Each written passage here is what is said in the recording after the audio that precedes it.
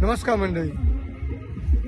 आंग्रेवाडी मुळशी येथील घाटावर आज मुळशी तालुक्यातील बिऱ्याबाई हा बैल आज शर्यत घाटावर धावला, गटपास झाला.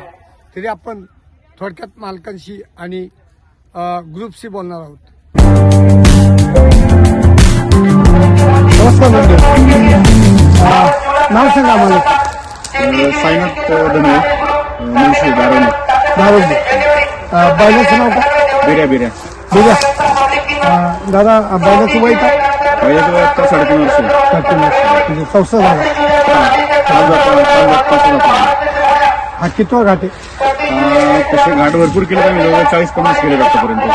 प्रत्येक मैदानात गट वगैरे काढलाय, सेमीला काहीतरी व्हायचं. आता चालूला बैल चालू 25ला 3 फायनल आहेत बैलाच्या. आणि आजच्याच मैदानात त्यांनी आता 3 महिन्यापूर्वी 4 नंबर केलाय. चौथा नंबर. कोण होतं, कोण धावला त्यावेळेस भाऊ धनकरांचा भारत होता. तुमच्या गुलाबात तुम्हाला टॉपचा गुलाब कुठला वाटला? टॉपचा तसे सगळे अटीतटीचे सामने आले, पण हा जरा स्पेशल होता, कारण 4 नंबर करणं आणि ते पण गावा शेजारच्या मैदानात खूप मोठी गोष्ट आहे. कुठला बैल होता? भाऊ धनकरांचा भारत होता. भाव. दादा बैलची खरेदी कुठली? बैलाची खरेदी आम्ही माळशिरसवरून केली होती, 32 शिराळा. अच्छा, किती वर्षापूर्वी? मला वाटतं 3.5-4 वर्ष झाले असतील.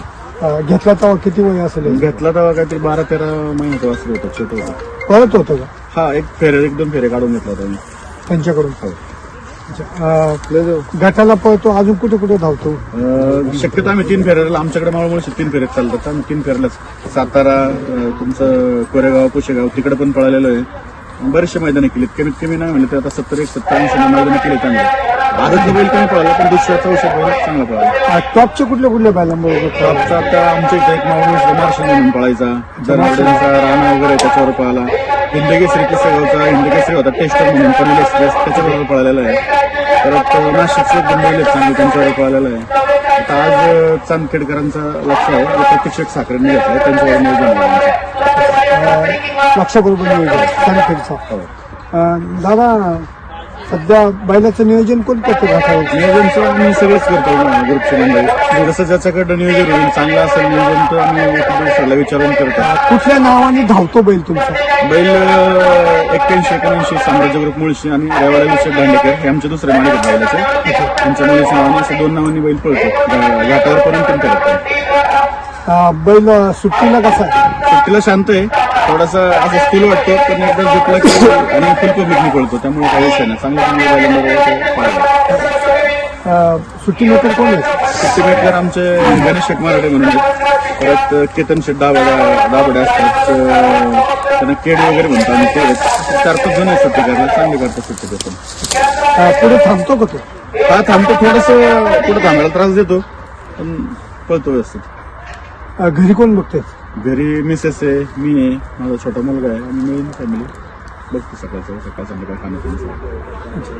बैलाचं तुम्ही रोजचं रुटीन कसं असतं? रोजचं सकाळी 7:30-8 वाजता त्याला आंबून द्यायचं, त्याचा जोरात ते बसतो. त्याच्यानंतर कडव्याची आणि वाड्याची पोटी असते.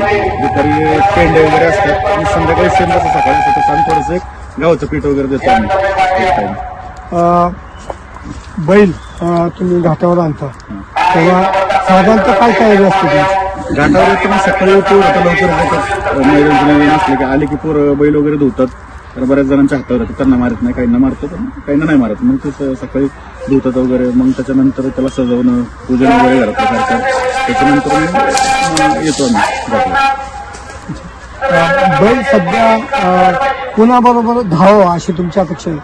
तसे खूप चांगली बैल आहेत, पण आता त्यांनी बैल दिला पाहिजे नशीब आपलं. आता तुम्हाला प्यारा भेटतो का? पाहायला खूप प्रॉब्लेम येतो. चांगला आमचा बैल फायनल राहून सुद्धा खूप प्रॉब्लेम येतो. लोक वायदी मागतात, चांगले बैल मला घेते वायदीशिवाय तर पळत नाही. मग रिक्वेस्ट करून मग 1 नंबर 2 नंबर मधला काही आम्ही अशा बरोबर पळले की त्यांना गुलाल पण त्यांना घेऊन सुद्धा आम्ही नंबर केलेत, कारण बैल आपला तेवढा कॉन्फिडन्स बैल तेवढा पळतो. पण पायऱ्याला खूप प्रॉब्लेम येतात. मलाच नाही, सगळ्यांना टॉपच्या गाडा मला त्यांना पायऱ्याला प्रॉब्लेम येतो, आम्ही अजून कुठंच नाही. कधीपासून? तरी एक साधारणतः 4 वर्ष झालेत. आमच्या इथं मावळ मार्शल म्हणून पळायचा. तर त्या बैलाच्या मागे आम्ही जायचो. त्यामुळे नाद लागला आम्हाला. तो बैल एक नंबर पळायचा पण त्याच घाटात त्याचा ऍक्सिडेंट झाला. त्याच्यानंतर तो बैल थोडासा आता घरी असतो. तर त्या बैलामुळे नाद लागला आणि त्याच्यानंतर मग स्वतःचीच खरेदी केली आम्ही. घरी किती बैल आहे? घरी आम्ही दोन आहेत. दुसरा एक बावऱ्या म्हणून पळतो, तो बिंदोडला जास्त पळतो. 3 खेळात मुंबईला वगैरे पळतो. आणि दुसरा एक वासुऱ्या म्हणून अशा 2 घरी सगळी शर्यती. सगळे शर्यती. बरं, हा तुमचा जो बैलगाडा छंद हा वडिलोपार्जित आहे का तुम्हालाच लागला? नाही, वडिलोपार्जित नाही. ते मी सांगितलं ना तुम्हाला, त्या मार्शल बैलामुळेच आम्हाला करा. वडिलोपार्जित नाही. पहिली बैल होती पण त्या अवताची असायची आणि ते फक्त वडील वगैरे बघायचे. नंतर वडील गेल्यानंतर ते बैलांचा नाद सुटला जातो. आणि ते 4 वर्षापासून आम्हाला आता लागलाय ना. दादा व्यवसाय काय करतो? व्यवसाय मी नोकरीच करतो, जॉबला आहे मी. त्यामुळे जॉब सांभाळून करतो. आणि हे ते बँकेत मॅनेजर आहेत भाषेत आमच्या बैलाच्या दुसऱ्या मला. त्याने दोघं मिळून करतो नियोजन. बरं, आता जे बैलगाडी क्षेत्र सध्याचं आहे ते याबद्दल तुम्ही काय सांगू शकता? क्षेत्र चांगलं आहे पण सांगायला गेलं तर पैसे ज्याच्याकडे पैसा आहे त्यांनीच नाद करायचा. गोरगरिबांचा हा नाद राहिला नाही. पहिला जायचं म्हणलं तरी कमीत कमी 50,000 वायदी लागतात. आणि साधारणतः जर गुलाला राहायचं तर तुम्हाला पैसे देऊनच बैल भेटतो. तिकडे तुम्हाला कोणी देत नाही. संबंध चांगला असेल तर एखाद्या मैदानात देईल, पण इतर वेळेस लोक कोणी बैल घालत नाही. तर दादा आता सध्या गटाला शर्यत घाटावर 20 ते 25 एवढीच बैल फक्त नावा रुपाला आहे. बरोबर. बाकी आपण सर्व बैलगाडा शर्यत मध्ये भाग घेतो. त्यामुळे तुम्हाला काय वाटतं? कसं आहे की नामांकित आहेत, त्यांचे पैरे होतात चांगले. आणि आपण सर्वसामान्य जरी पैरे मागायला गेलो तर कोणी पैरे देत नाही. मग त्याच्यानंतर आपण जे गुलाला नाही त्यांना घेऊन पळायचं. मग आपला बैल पळायला तरी बैल समोर शेजारचा बैल तेवढा साथ देत नाही. मग तिथनं प्रत्येक मैदानामध्ये 10,000 एकाला खर्च येतो. तर सगळं एवढं करून सुद्धा परत नारळ जाऊन घरी जायचं. जी मोठी गाडा मालक आहेत त्यांच्या नावानेच लोक त्यांना पैरे देतात, कारण ते टॉपमध्ये खेळतात.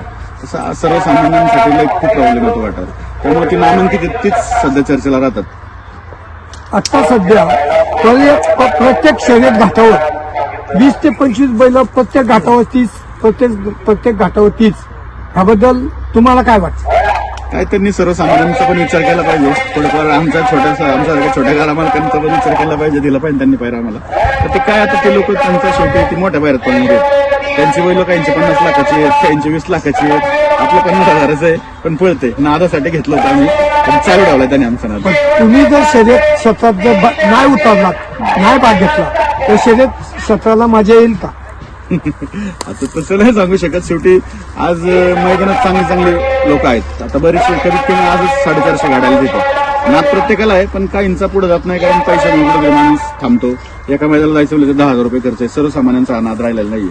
आणि ते जर करायचं एक सरळ सांगायचं म्हणलं तर घर जाळणे. ज्याच्याकडे पैसे असेल तर नाद करायचा, सर्वसामान्यांचा नाद नाही राहिला. तुमचं नाव सांगा. माझं नाव साईनाथ धनवे, मी मावळ मुळशी धारावलीचं आहे. आणि बैलाचं दुसरं मला ललित दांडेकर. कोंडवा. आपलं नाव काय?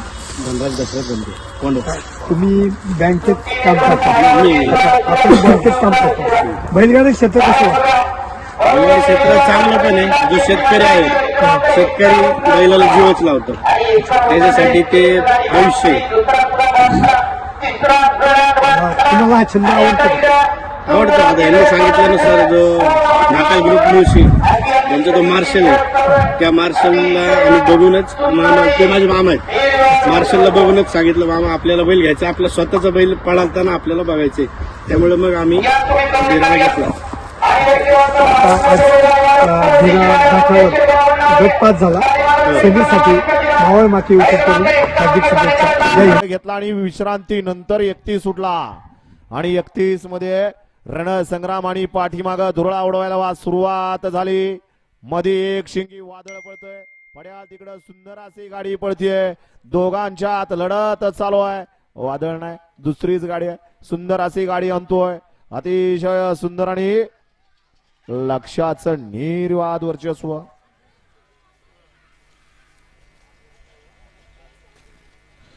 गड क्रमांक 31 आणि खा तास क्रमांक 5 वरून धावलेली. मित्रांनो, बैलगाडा शर्यत हा व्हिडिओ आवडल्यास व्हिडिओस लाईक करा, सबस्क्राईब करा, जास्तीत जास्त लोकांपर्यंत शेअर करा. जय हिंद, जय महाराष्ट्र.